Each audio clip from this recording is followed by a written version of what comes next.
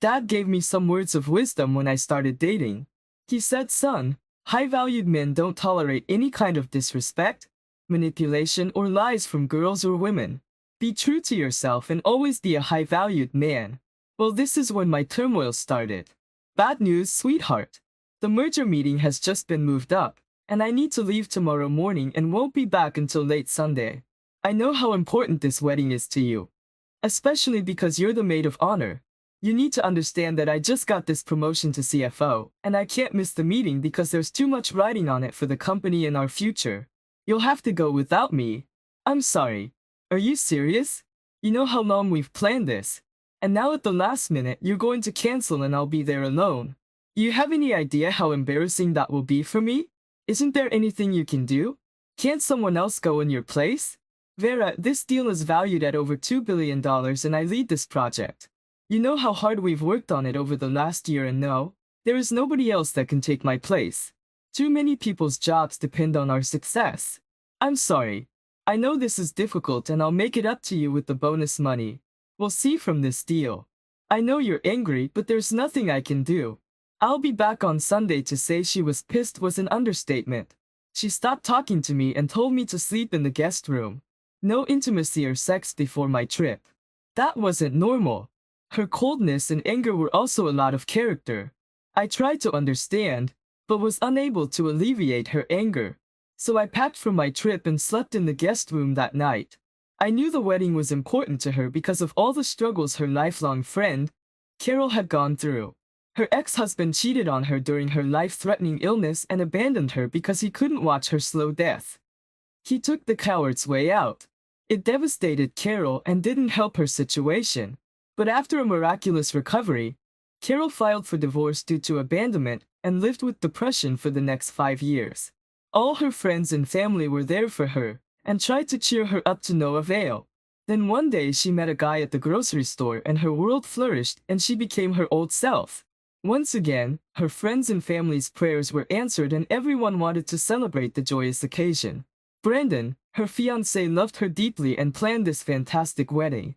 Vera was her best friend and the maid of honor. She was there for her friend the entire time. I knew this was important to Vera and I hated having to cancel, but there was nothing I could do. I knew that I would have to make it up to her and somehow deal with her anger. Before leaving on my trip the next morning, I tried to give Vera a kiss goodbye, but the door to our bedroom was locked and she wasn't about to open it for me. I told her I loved her and would call her when I landed in Germany. Without any reply, I sadly walked to the waiting limo that drove me to the airport. I felt terrible and unhappy about her actions and not understanding my situation. After 19 years of marriage, I would have expected more tolerance and caring. I called her before the flight, but her cell phone went right to voicemail. I left her a message apologizing once again, hoping for a reply. I sent another text before takeoff and another when I landed 10 hours later. Still no reply, no voicemails, no texts. I knew she was pissed and that I would have a great deal of apologizing to get back in her good graces. With no other choice, I called our twin girls at college and told them about my trip and how my work plans had changed, that their mom was angry with me and not returning my calls. I asked them not to say anything and just to check in on her to make sure she was okay, that I was worried about her and that I would feel much better if they could let me know she was okay. They understood and told me they loved me. They've always been daddy's girls and I loved them dearly. Germany. When I got to the hotel, I called my CEO to get an update, and to my horror, the meeting had just been canceled because the CEO of the other company had a death in his family and would have to reschedule. I immediately called the airlines and got a direct flight into Chicago O'Hare, which was only 30 minutes from the reception. Since the wedding reception started at 7 p.m., I figured I could get there by 9 p.m. and be a good husband. I was sure that would make her happy. After getting the rental car, the GPS gave me directions to the reception hall. It was a little after 9 when I entered the reception and the celebration was in full swing. The music was loud. Everyone was dancing and the liquor was freely flowing. There were lots of drunk people partying and enjoying the celebration. It was indeed a happy occasion and I was happy. I could attend and anxious to be with my wife. There were over 200 people at the reception and I couldn't see Vera. When I came in, I walked over to the open bar and ordered a double bourbon, stepped to the side and scanned the crowd for my wife. I reflected on our past and how we got here. Vera was 5 years older than me and recently divorced. When we met her ex-husband, Dr. Daryl Darlington was a medical resident at Mercy Hospital. When they were divorced, Dr. Darlington, as he liked to be called, was caught cheating with one of the nurses at the hospital. When Vera found out, she kicked him out, devastated by his betrayal. She wanted children and a happy life, but the asshole destroyed her dreams. She divorced him and was depressed and penniless after the divorce because residents don't earn much money, and the divorce simply split their holdings. She turned to waitressing and was barely making ends meet. Because of this episode in her life, she knew firsthand how Carol felt. When I met Vera, it was love at first sight. I fell head over heels for this lady. She may have been broken and depressed, but I knew she was a diamond in the rough. I saw her obvious beauty, but fell in love with her heart and her caring personality. I saved her from herself, turned her life around and gave her 19 beautiful years filled with the love of our twin girls. Vera loved my no-nonsense attitude when it came to relationships.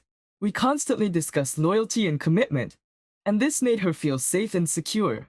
I made it clear that I was a loyal partner and would never put up with cheating in any way, and praised her for dumping her cheating husband, no matter how difficult it was. I explained that many people would put up with it to save a marriage or to remain secure financially, and was proud of her strength to move on. That was the foundation of our marriage: trust, loyalty, and commitment. Until this damn wedding, I was living a wonderful life, completely fulfilled and in love. Vera looked great for 44, but I was 5 years younger and in great shape. In fact, at 39, I was in the prime of my life due to my constant gym workouts and 5K runs. I was at peak performance. She had a fantastic body and we were excellent in the SEC. There was no issue with our age difference, and we had rarely discussed it over the years. We had raised two incredible twin girls, Katie and Carrie, who were now in college 4 hours from home. They were happy and experiencing college life while getting ready for their future. We had a great family and a stable marriage. At least, that was my belief until I saw my wife sitting alone with Dr. Darlington, her ex-husband. I knew Daryl was a friend of Carol, the bride, but I didn't expect him to be at the wedding, let alone being here single without his wife. Tired from the travel and curious at what I was seeing, I stood there and watched them sitting alone. I was shocked at how very friendly they were considering their history. I decided to watch for a few minutes to see exactly what they were doing. It didn't take long for my world to deteriorate. I was about to approach them and break up their love fest, but before I could make my move, she stood up, took his hand and led him onto the dance floor. She looked terrific in that tight-fitting ivory gown and my heart went out to her, praying for this to be nothing more than a dance. Her forwardness shocked me as they danced to several slow songs. I nursed my drink and waited to see what happened next. I could tell that Vera had been drinking from the way she was flirting, which wasn't uncommon after several drinks. She always got horny and flirty with me, which was normal. What was not expected was her kissing another man who wasn't me and doing it openly in front of her friends. Everyone knew she was married to me, and that pissed me off even more. I felt humiliated and angry as I watched my wife give her love away, still frozen in shock. My blood was now boiling as I watched him openly grabbing her ass and kissing her as she responded in kind. My anger grew, and as I was about to approach them and break it up, when they walked back to the table and sat off to the side, they started making out like a honeymoon couple, and I could clearly see his hands on her breasts and her hand under the table. Just before I was about to confront him, I realized that my marriage was over. I remembered my father's words: high-value men don't tolerate disrespect. And I decided to act, but not in a violent way. I could have made a scene, disrupted the perfect wedding ceremony, stopped them and prevented it from going further. But why? I thought if she wants him, she can have him. She is no longer mine. With a strange calm, I took out my phone, zoomed in and took several close-up photos, a short video, and then sent her a text message. Well, I text, "Great news, honey, the meeting was postponed and I'm back. But it looks like you're in good hands tonight. I'll be heading back home and I assume you'll be spending the night with Dr. Darlington. Now I understand why you haven't answered my calls or returned my text messages. Well, have fun and enjoy the death of our marriage. I'll be going by the time you get home tomorrow." I hit send and watched calmly, wondering if she would pick up her phone and read the text. As I watched, I could see her phone light up with the notification of an incoming message. She saw it light up on the table and picked up the phone. She then started hitting some buttons, obviously looking for the message. Vera seemed to have sobered up quickly, as I saw the expression on her face become serious. As soon as I saw her reaction, I headed out of the reception to my car. Vera must have panicked and saw me leaving, but I made it outside before she could reach me. As I opened my car door, I heard her scream, "Sweetheart, please wait." With a cold stare, I just shook my head, got in my car and left the parking lot before she could reach me. My phone immediately started to ring, but I was in no condition to answer it, much less speak to her. If she wanted to be with her ex, then we were through. Hell, after what I just saw, we were done anyway. 22 years after divorcing that cheating asshole, she jumps back into his arms. The first chance she gets, well, she'll have to explain things to the family and kids because this is all on her. Dozens of frantic text messages started arriving on my phone. "Please come back. Let me explain. I love you. Please come back. Damn it. It wasn't what it looked like. I love you." But after 2 days of 10-hour flights, 2 days of no return calls or texts, the cold shoulder and watching her with Dr. Darlington, I was in no mood to listen to her apologies. In fact, I was as angry as I had ever been and wanted nothing to do with her or her bullshit. After 20 phone calls and texts, I pulled over and sent one text message back to her. The text I sent reads, "Screw you. My work was going great. My kids were off to college, which was already funded, and I had nothing tying me down. I was still young enough to make a new start." After 4 hours into my 7-hour drive back to Nashville, I pulled into a diner to get a bite to eat and take a short nap in the car before I continued my drive back home. While eating my eggs and bacon, I decided to let the world know exactly how I felt. At the time, Facebook was the most popular social media site where everyone visited and exchanged updates on their life. Between bites, I changed my Facebook status from happily married to single and available. Then I posted 2 photos. I took a Vera and Daryl and a deep kiss at the wedding. In the second photo, you could see his hand on her breast. Under the photo, I explained that Vera was trading up and getting back with her ex-husband and that I was now back on the market. Yes, it was immature, but in my mind it was the truth. I was moving on without her. The funny thing is that Daryl, her ex, was almost 50 years old, balding, overweight, and without trying to sound conceited, not an upgrade by any sense of the word. What the hell was she thinking? Throwing us away for some old worn-out dude who had already cheated on her. Maybe she wanted to be with a doctor instead of an accountant. To be honest, it hurt. In fact, it hurt a lot. I felt more pain at that moment than I could ever remember. I felt sad and angry, but it made me laugh at the ridiculous situation. She was throwing her marriage of 19 years away for an old guy who cheated on her over 20 years ago. The hell with her and fuck him. He can have her. They deserve each other. I wasn't the kind of guy that put up with that type of disrespect. I'm sure there are lots of guys that would say it was only a kiss and some touching and that there is no reason to leave her. Sorry, but in my world, either my woman is committed to me or she is free to be with someone else. We all have to live with our choices. After the late breakfast and a 2-hour nap in the car, I got back on the road, pulling into my driveway at 7 a.m. When I turned on my phone, it started dinging with dozens of notifications. So many came in that I didn't think they were ever going to stop. There had to be over 100 messages from her parents, sister, and friends. Within 5 minutes of turning on the phone, it started ringing and I noticed it was Vera. I wondered if she got any sleep last night or if she spent it with the doctor. No matter, I ignored her calls because I was past all that now, and only focused on getting what I needed out of the house and moving on. I got along well with her family, and when they called me that morning, I took their call and explained what had happened to her dad. James, I had no idea that she was unhappy with our marriage, but cheating was the death blow to our happy life. I couldn't put up with the disrespect she displayed in front of the people we know. No, it was obvious that she still has feelings for the asshole, and now she can be with him. I intend to find a woman who will appreciate what I offer and stay faithful. James, I have no other choice. I'll be moving out today and putting the house up for sale immediately. I'll be contacting an attorney tomorrow morning to file for divorce. She can live here until the house sells and I will treat her fairly in the divorce. Call me old-fashioned, but I will not live with a woman who wants to be with someone else. She's made her choice, but I don't believe she chose wisely this time. James drove over an hour later and begged me to wait and talk to her before going nuclear. After asking me to give her a chance to explain, I told him to look at that photo again and see how they were fondling each other openly at the wedding. There was no way I would put up with that. Doing it with her ex was just another slap in my face. Her dad was disappointed in her actions and my decision to act swiftly and decisively. When I entered our home, I felt myself tear up, realizing that our happy home was no longer a home, but the shell of our marriage.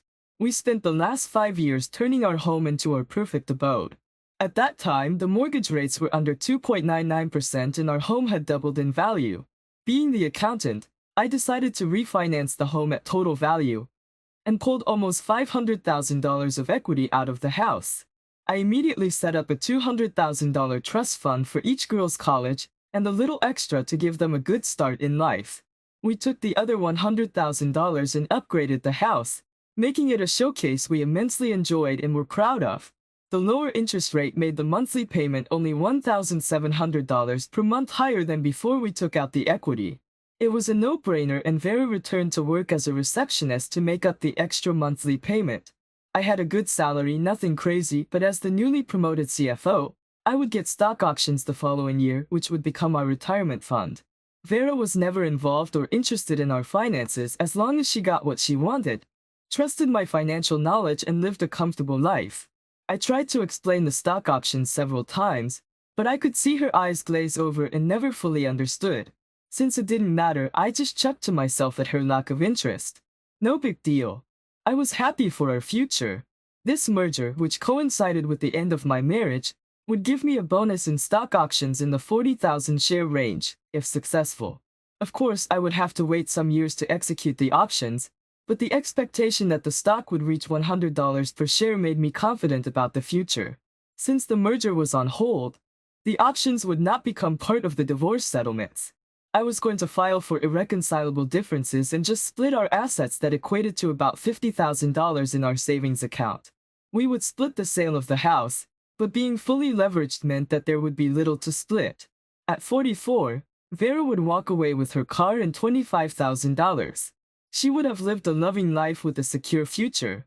If she remained faithful, her world was about to be rocked because my anger and humiliation overrode any loving feelings and memories that were buried deep in my soul. All I wanted now was revenge and for her to realize what she threw away. After packing up my truck, I sat at the kitchen table and enjoyed my last cup of coffee in the home we had made together. I was sad and angry as I placed the empty cup into the sink. I left a short note on the table, telling her not to call me and we would talk once the divorce papers were ready. I didn't bother signing the note and just placed my wedding ring on the papers. Before I left for the last time, I opened my laptop and split our funds and canceled our joint credit card. After paying off the balance starting today, she was on her own. If she fought the divorce, she could pay all the bills herself. There was no way she could afford the mortgage and utilities. The house would be in demand and sell quickly at the right price. If she didn't fight the divorce, we could quickly end the sham of a marriage and she could go back to her beloved Daryl. I drove away from my former sanctuary into a dark, unknown new world. I heard later from my friends at the wedding that after I left, Vera was a wreck. They couldn't get her to stop crying until she finally passed out from all the drinks and exhaustion from the uncontrollable sobbing. Her girlfriends felt horrible and were concerned for Vera. They called me several times, leaving voicemails and text messages for me to return. To prevent her from ruining the wedding reception, the girls brought her back to her hotel room, put her to bed and checked up on her several times that night. When she woke up early and remembered what had happened, she tried calling me repeatedly, begging me to forgive her and to please call. After witnessing, I wanted nothing to do with her and never answered any of her calls or messages. In the meantime, I moved into the company's condo, which is used for out-of-town clients with nobody scheduled to use the condo. I called my CEO and he was okay with me staying there. After I told him the story, my CEO, Carl, is a good friend and had been through something similar many years ago. He suggested that I defer this year's options to accumulate them at a later date. The next day, I went into my office on the 16th floor. There was no way Vera would make it through security. If she showed up to see me at work, and I gave strict instructions to security to escort her out of the building. If she showed up, they were good at their job. And when she did show up on Monday, she got the message that there would not be any interaction at work. She tried desperately to talk to me, but I wanted nothing to do with her. She didn't know where I was staying and I wasn't taking her calls. She was completely isolated, angry at herself, alone and scared for her future. Concerned for their mom, I received several frantic calls from my girls. They were begging me to talk to their mom. I explained that their mom made her decision to be with another man, and everyone knew how I felt about cheating. Before they started to protest, I explained that what she did was cheating in my book. My girls knew better than to argue with me and respected my decision. I calmly tried to explain that their mom chose another man over me, and I no longer had any obligation to her and our divorce was imminent. But I would always be there for them and wanted to keep them in my life. I told them to remember this when they're married and never to disrespect or cheat on their husband, because most men would not stand for that level of disrespect. Funny things happened after my Facebook post. Besides taking calls from all my friends and family asking me to explain, I became a hot commodity with the ladies. Suddenly, I was on the market and started dating much younger women with more energy and enthusiasm than I had enjoyed over the last few years. Gone was the bitching and complaining from Vera, replaced with heightened sex, loving text messages, and constantly being chased by fun-loving girls. I met my future wife, Cheryl, a month later, and we quickly became an item a few months after the divorce was finalized. Vera was upset when she learned of my new lifestyle, mostly angry at herself, but jealous and upset with me for not giving her another chance before the divorce. I turned down all of her requests for a meeting and only communicated with her through the attorneys. In the end, the house sold quickly after real estate fees and closing costs. There was less than $1,000 in equity, which I instructed to be given to Vera. The attorneys fought hard for my options, but the court ruled that they could not attach possible future earnings and use my average income to come up with the settlement. Since Vera was working, the alimony wouldn't be difficult, and I finally agreed to support her for 2 years at $2,000 per month.